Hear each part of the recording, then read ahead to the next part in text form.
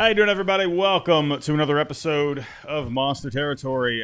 Embarrassing loss here tonight. That was not fun to watch. You're hoping you're coming off the walk-off win to salvage the series against the Blue Jays. You're coming in here to a White Sox team that is pretty dreadful all the way around, but they looked the exact opposite tonight, especially old friend Chase Mydroth. He looked like he belonged in the big leagues he'd been in the big leagues for a long time. My goodness, the guy walked a few times tonight, had a good base hit tonight. Hey, good for Chase Mydroth, man. That definitely stung when, yes, I loved getting Garrett Crochet, but it should always sting a little bit, when you're pulling off a trade for that caliber of a player. Kyle Teal, yeah, that one hurt. Brandon Montgomery, yeah, that one hurt, but I was okay with that, because we just drafted him. Roman Anthony, obviously you had him, so I was okay with that. But Chase Mydroth was a guy that I wanted to keep around. But hey, that's gonna happen when you want to make a big trade like that. But good for him tonight. The White Sox just looked the exact opposite of what they're supposed to look like. They just took the Red Sox to town here tonight. I'm not going to be here very long. There's not really too much to talk about, but I will give my thoughts on some things with the lineup. We'll do a bit of a Game 2 preview. Not really a whole lot, but just an embarrassing one here tonight. I'll say this. Again, it's April 11th. It's easy to overreact, especially when, with all the hopes coming into the season, with how good of an offseason they had, the expectations. And you don't want to be seeing a start like this in April. You want to see them kind of picking up the pace a little bit, especially against a White Sox team like this. But, I'll say this. When the offense has been slumping over the last few games, now they've lost 4 out of their last 5 games. When the offense is slumping, Sean Newcomb is starting, and Blake Sable is catching. You're asking for a long night. I don't even care who you play. You could be playing the Portland Pickles, for crying out loud. That's going to be a tough night. I'm going to say this right off the bat. Please, Blake Sable, send him to the sun. I mean, I'm sure that he's a nice man. Nothing against the man personally, but wow, that was a very bad night behind the plate. The Red Sox postgame show, they were I don't want to say overemphasizing, but they were really talking about the errors tonight. 5 errors for the Red Sox tonight. Blake Sable had a couple of those. Triston Casas also was involved in a couple of those. He made 1 error, and then another one was charged to Winkowski. And then Ceddanne Raphael had an error as well. The way they were kind of making it sound, it was like the whole team was just having a bad night defensively. It was really just a couple of players. And then, Seti on one of them, but you're not worried about Seti. Blake Sable, wow. The Red Sox did bring in Yasmani Grandal not too long ago on a minor league deal. Please get that man to the big league roster as soon as possible. He's not going to have the best arm, but he'll at least give you decent defense behind the plate. He's going to be a good framer. My goodness, get Yasmani Grandal to the big league team. I cannot take another game of Blake Sable, for crying out loud. The offense, pretty terrible for the most part. Another bad night for the offense. Like I said, they lost 4 of their last 5 games. It was a cold night in Toronto. But listen, you can't keep using the cold weather thing. Here's my take. I was listening to the guys over at Section 10. They got a great show. And, they weren't using the weather as an excuse. But here's my take on the whole cold weather thing. It really comes down to which team is going to adjust to the elements better, right? You got to deal with it. So you can't use it as an excuse. For the White Sox, Blue Jays, yeah, it's been a little chilly. But these teams have made the adjustments, right? Hey, Wilyer Abreu talking about how he's doing better or how he's doing so well in the cold weather. He talks about using baby oil. I've seen some guys on Twitter land talking about using Vaseline. I don't know, man. I don't know if some of these guys got to, maybe try something out like that. Garrett Crochet saying his fingers were frozen, basically. Well, I don't know, man. Like at the end of the day, these other teams, they're making the adjustments, and the Red Sox are not. So I don't know what's going on there. Now, there is a bright side. Like I said, Wilyer Abreu did look pretty good at the plate tonight. A couple of very hard-hit balls, had a double tonight. I'm going to go over some lineup possibilities here in a second. Don't want to jump to conclusions just yet when it comes to changing lineups, but I do have a few ideas. what maybe they could do if the offense continues to trend this way. However, I do want to throw a few stats out at you. Coming into tonight, the Red Sox 12th in WRC plus, weighted runs created plus on the year. However, that does include the 18 runs scored against the Cardinals, and it is a small sample size, so a little inflated at the moment, I would say. However, I dug a little deeper and I looked at some of the plate discipline numbers. Also want to throw out, they are a good base running team. They are 6th in base running on the year. We've seen that. They're very aggressive on the bases. But I'm getting a little concerned about the plate discipline. It's getting to the point now where it's like, okay, you're seeing it over and over and over again. And I couldn't help but notice some of these stats. They are the 9th highest team when it comes to chase rate outside the zone. 9th highest.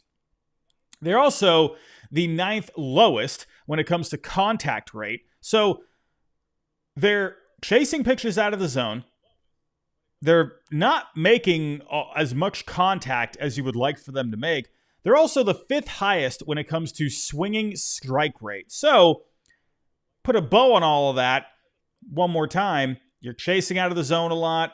You're not making a whole lot of contact. You're swinging and missing a lot.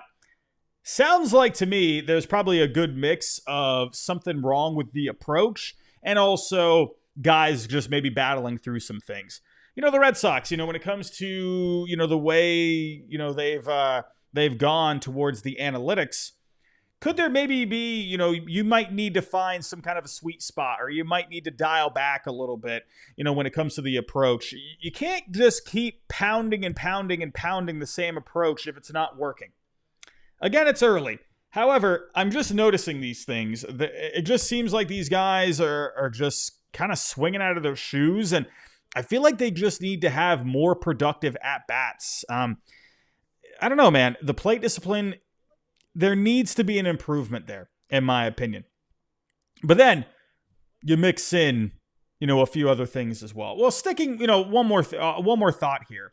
Triston Casas. Luckily for him, he had himself a good double there tonight. Good hard hit ball. Looked like on the double, after the first couple of at-bats, not looking all that great. He has not looked very good to start the year. He had the home run. He's had a couple of hits along the way, but for the most part, Triston Casas is not looking all that great. However, the double, I noticed a bit of an adjustment that he made. He looked like he was getting more into his lower half, kind of, bending at the legs a little bit more, trying to get the legs a bit more involved. I wonder if, I don't know, maybe there was some kind of someone noticed it or something.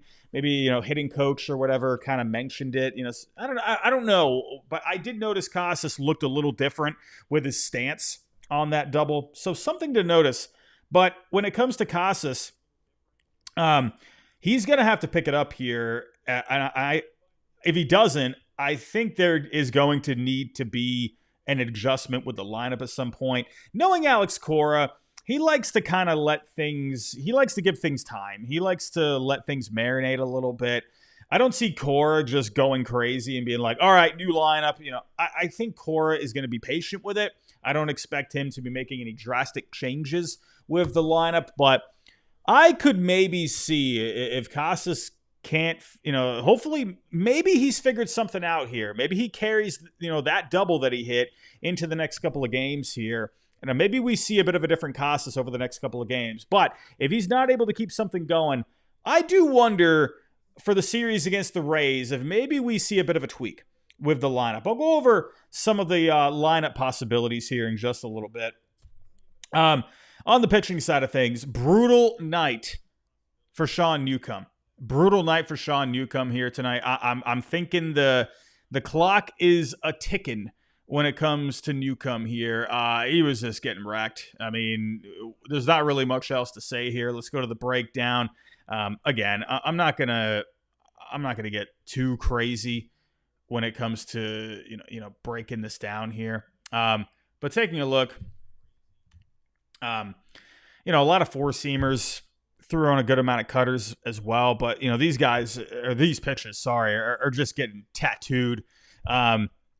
especially the cutter, man. 97 miles per hour on the exit velocity on average. He was just leaving stuff over the plate. It was just not good. Had a fastball that got wrecked pretty good there. But the defense didn't really help him out as well. It was just, just all around. He was okay through the first couple innings. He gave up a couple of runs there in the second inning. But he wasn't really being helped out. He wasn't effective himself. When it came to the White Sox, I mean, hey, they went to town, man. Jacob Amaya had a 2 RBI double in the third to make it 2-0. Miguel Vargas, 2 RBI double in the fourth inning. Luis Robert, Sosa, they had RBI base hits. They got a sac fly. They added on a couple more against the bullpen. There's not really much to say, honestly. They're just leaving stuff over the plate. They're getting clobbered. Defense isn't helping out. But when it came to the defense, like I was saying in the beginning of the show, it wasn't the whole team, but you're going to have to pick up on the defensive side of things. And one of the most important positions in the game of baseball is the catcher position, right? I always like to see a good spine of the team where you have catcher, shortstop, second base, center field, up the middle defense. And when your catcher is getting called for catcher interference a couple of times, not making good throws to second base when they're stealing on him, they're bunting on him. Like, they were taking Blake Sable to town tonight. They were just all over it. You need to get Carlos Narvaez back in the lineup tomorrow. Blake Sable, I don't know. Get Yasmani Grandal to the Red Sox, please, for crying out loud. Casas, he had a rough night in the field tonight. Mydroth, he had his base hit tonight. That got by Casas. It was not counted as an error, but it looked like it was something Casas could have come up with. Casas, he was trying to field the ball later on, dropped it when trying to make the throw to second. I don't know what it is. Casas, this is a guy who has made some good plays in the past. He's made some very nice plays, very nice scoops along the way. But I've noticed with Casas here, I don't know if it's more so than the last couple of years, but I don't know. He's not.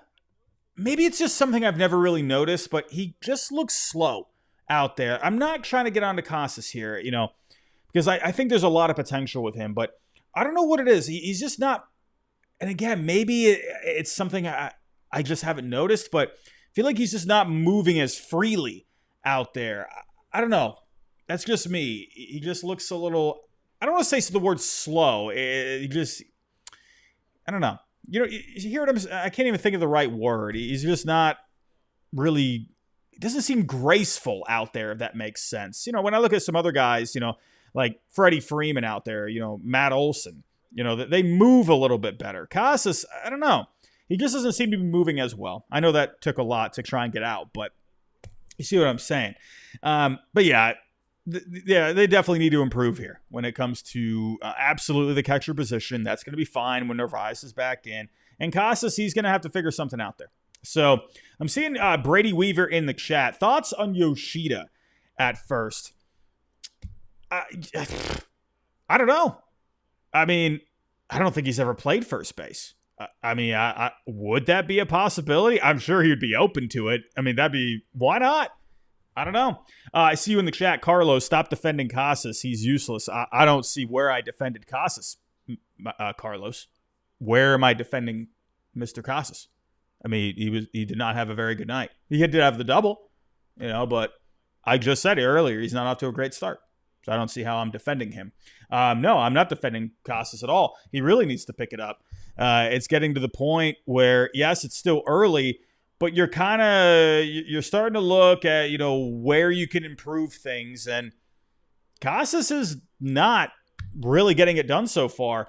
I'm going to go over my lineup proposals in just a little bit to what I think needs to happen to the lineup if things don't improve. Before we get there, though, we got to go over tonight's sponsor, Hungry Root. Let's see what the guys over at Foul Territory have to say. Kratz, do you like spending an hour on grocery shopping? Nope. Speed up the process, please. Introducing Hungry Root to the FT fam. Now we can all be bougie with our own personal shopper to handle the food shopping, including Rex, based on what you're looking to put in your body. I stack my Hungry Root box with items like gluten-free, dairy-free blueberry waffles for breakfast, shrimp veggie bowls for lunch, and a little filet mignon with potatoes and broccolini for dinner. You can also say just, hey, Hungry Root, I eat paleo, or I'm vegetarian, and they load up your cart with personalized recommendations. And those recs keep evolving as they learn about what you're into. Also, no BS, as in no artificial sweeteners or preservatives in any of Hungry Root's food. You're going to love Hungry Root as much as FT does. Take advantage of this exclusive offer. For a limited time, get 40% off your first box, plus get a free item in every box for life. Go to hungryroot.com/FT and use code FT. That's hungryroot.com/FT, code FT to get 40% off your first box and a free item of your choice for life. 40% off. That is pretty good, if you ask me. Go check out Hungry Root, man. They got some pretty good stuff. But I see a couple of you in the chat, and yes, I agree. We have here from Austin, 50 at-bat minimum. Marco Scudero, he's saying 100. Yeah, again, it's still early here. Like, I'm talking more so if things keep going this way, right? I'm just making that clear. I'm not here sitting here saying that Casas needs to be taken out of the lineup. He needs to be traded. No, that's not what I'm saying. I'm just saying if things keep trending this way. But yes, I agree. You definitely need to have more of a sample size here. It's way too early. But also, one more thing I want to point out, with Sean Newcomb, I forgot to mention this. It was a rough night for him, but Brian Bayo did have a rehab start tonight in Worcester, 4 innings. I think he gave up a couple of runs, had 4 Ks along the way. I'm ready for Brian Bayo to get back to the team. What I noticed in the Red Sox documentary on Netflix, that guy's got a lot of fire, man. And he seems like a guy that's going to get these guys revved up. And I'm not saying they need something like that, but it's not going to hurt, I think, for Brian Bayo when he comes back to get some energy into this clubhouse a little bit. I think he's going to be a welcome addition when he returns. I'm imagining he's probably going to make at least one more start in Worcester. He went 4 innings tonight. I think maybe they'll give him one more. He'll go 5, and that way he'll be ready to go 6 when he comes back. And then Lucas Giolito, it seems like he's getting a little closer as well. But I do think the clock is ticking on Sean Newcomb. But let's get to some lineup possibilities here. I came up with a few different lineups. Again, if things do not improve, I'm thinking you got to stick with Casas here and where these guys are at in the lineup. I mean, at least for the next couple of games. I mean, I think that going to Tampa, that might even be a little too soon, maybe even after the Tampa series. But again, a little too soon. And let me actually see here. So Triston Casas, hold on one second. So how many at-bats is he at? As of right now, he's at 51 ABs. So I think you can say, let's give it a little bit more time. He should be he'll be close to 60 by the end of the series. So anyway, let's take a look at some of the lineup possibilities here. Now, when it comes to my first one, right, we're going to go a little bit more calm with this one. We're going to go a little bit more calm.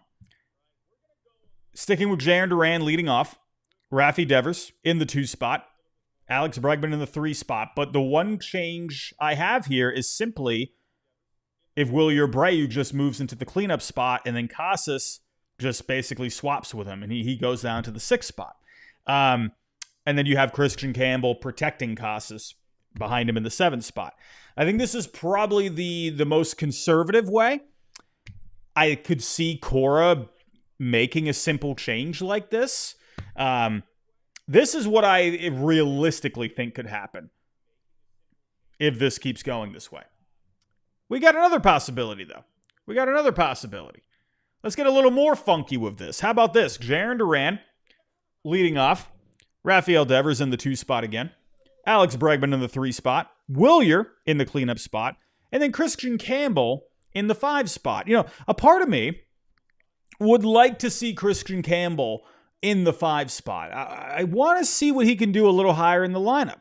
I think that'd be pretty fun. And with Willier and Triston Campbell off to their good starts, why not move them up a little bit? Get a little bit more energy into the middle of the order.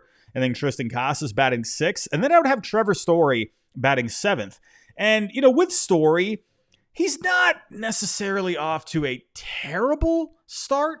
The numbers are okay.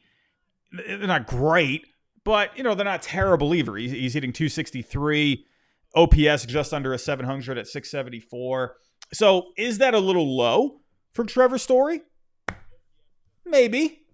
So that's where I think it's probably more realistic. He's probably going to bat 5th. And then Campbell being the rookie, he bats 7th. But I think Campbell batting 7th isn't necessarily a bad thing because, it gives you a good bat at the bottom of the order, So it kind of extends that lineup a little bit. Here's another lineup possibility. Let's get real funky with this one. Where this is the most funky. Here we go. We're going to get really funky with this one. Batting leadoff, we got Jarren Duran.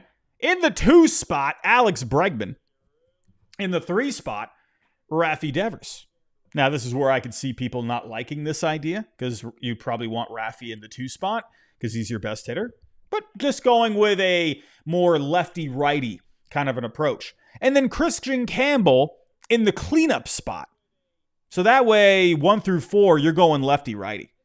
Wilyer Abreu in the 5 spot. Trevor Story in the 6th spot. Casas in the 7th spot. Narvaez in the 8th spot, and then Seti in the 9th spot.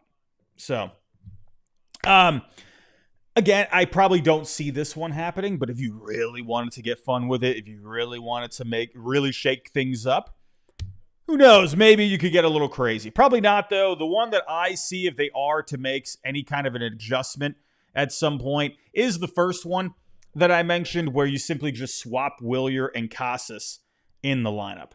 So that's probably what I see. But again, if Casas continues to slump, not now, not tomorrow, not Sunday, maybe not even the Rays series. So we'll see what ends up happening. But everybody, I'm going to wrap it up right there. Again, not really too much here to talk about. It was a pretty lame night overall. But at least we got some good conversation here tonight, I think. But everybody, I see a lot of you in the chat. Thank you for stopping by tonight.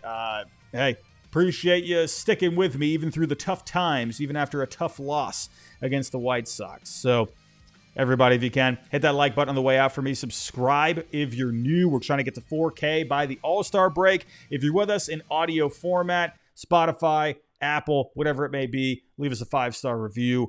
Everybody, I'm out of here. Thank you so much. We'll be back here tomorrow for the post-game coverage. Until then, have yourself a good day. If you're listening to this in the morning, have yourself a good rest of your night. And I'll talk to you next time.